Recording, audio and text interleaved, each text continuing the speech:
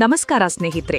ಕಳೆದ ಕೆಲವು ದಿನಗಳಿಂದ ನೀವು ಪೆಟ್ರೋಲ್ ಬಂಕ್ಗಳ ಮುಂದೆ ಕಿಲೋಮೀಟರ್ ಗಟ್ಟಲೆ ಉದ್ದದ ಸಾಲುಗಳನ್ನ ನೋಡಿರಬಹುದು. ಭಾರತದಲ್ಲಿ ಪೆಟ್ರೋಲ್ ಮತ್ತು ಡೀಸೆಲ್ ನಿಜಕ್ಕೂ ಖಾಲಿಯಾಗುತ್ತಿದೆಯೇ? ವಾಟ್ಸಾಪ್ ಮತ್ತು ಸೋಷಿಯಲ್ ಮೀಡಿಯಾಗಳಲ್ಲಿ ಹರಿದಾಡುತ್ತಿರುವ ಆ ಮೆಸೇಜ್ಗಳ ಅಸಲಿ ಸತ್ಯ ಏನು? ದಯವಿಟ್ಟು ಗಾಬರಿಯಾಗುವ ಮುನ್ನ ಈ ವಿಡಿಯೋವನ್ನ ಪೂರ್ತಿಯಾಗಿ ನೋಡಿ. ಮೊದಲನೇದಾಗಿ ಒಂದು ವಿಷಯ ಸ್ಪಷ್ಟಪಡಿಸ್ತೇವೆ. ದೇಶದಲ್ಲಿ ಯಾವುದೇ ಪೆಟ್ರೋಲ್ ಕೊರತೆ ಇಲ್ಲ. ಹೌದು, ನೀವು ಕೇಳಿದ್ದು ನಿಜ. ಇದು ಕೇವಲ ತಪ್ಪು ಮಾಹಿತಿಯಿಂದ ಸೃಷ್ಟಿಯಾದ ಪ್ಯಾನಿಕ್ ಬೈಯಿಂಗ್ ಅಷ್ಟೇ.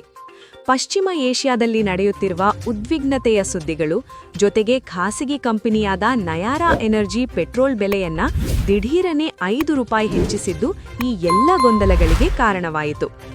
ನಾಳೆಯಿಂದ ಪೆಟ್ರೋಲ್ ಸಿಗುವುದಿಲ್ಲ ಎಂಬ ಸುಳ್ಳು ಸುದ್ದಿಗಳು ಬೆಂಕಿಯಂತೆ ಹರಡಿದವು. ಆದರೆ ಗ್ರೌಂಡ್ ರಿಯಾಲಿಟಿ ಏನು ಗೊತ್ತಾ?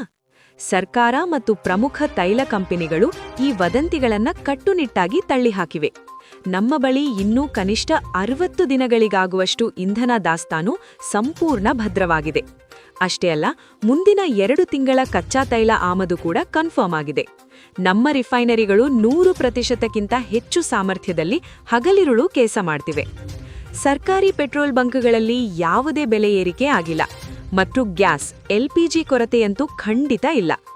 ಈ ಸುಳ್ಳು ಸುದ್ದಿಗಳನ್ನು ಹರಡುವವರು ಮತ್ತು ಗ್ರಾಹಕರಿಂದ ಹೆಚ್ಚುವರಿ ಹಣ ವಸೂಲಿ ಮಾಡುವವರ ವಿರುದ್ಧ ಕಠಿಣ ಕ್ರಮ ಕೈಗೊಳ್ಳಲು ಸರ್ಕಾರ ಮುಂದಾಗಿದೆ. ಹಾಗಾಗಿ ಯಾವುದೇ ಕಾರಣಕ್ಕೂ ಪೆಟ್ರೋಲ್ ಸಿಗುವುದಿಲ್ಲ ಎಂದು ಗಾಬರಿಯಿಂದ ಬಂಕ್ಗಳಿಗೆ ನುಗ್ಗಬೇಡಿ.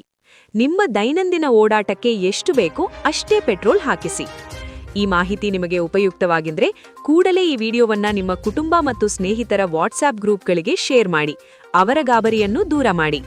ವಿಡಿಯೋ ಲೈಕ್ ಮಾಡಿ ಮತ್ತು ಇಂತಹ ಮತ್ತಷ್ಟು ನಿಖರ ಮಾಹಿತಿಗಾಗಿ ನಮ್ಮ ಚಾನೆಲ್ಗೆ ಸಬ್ಸ್ಕ್ರೈಬ್ ಮಾಡಲು ಮರಿಬೇಡಿ. ಸಿಗೋಣ ಮುಂದಿನ ವಿಡಿಯೋದಲ್ಲಿ.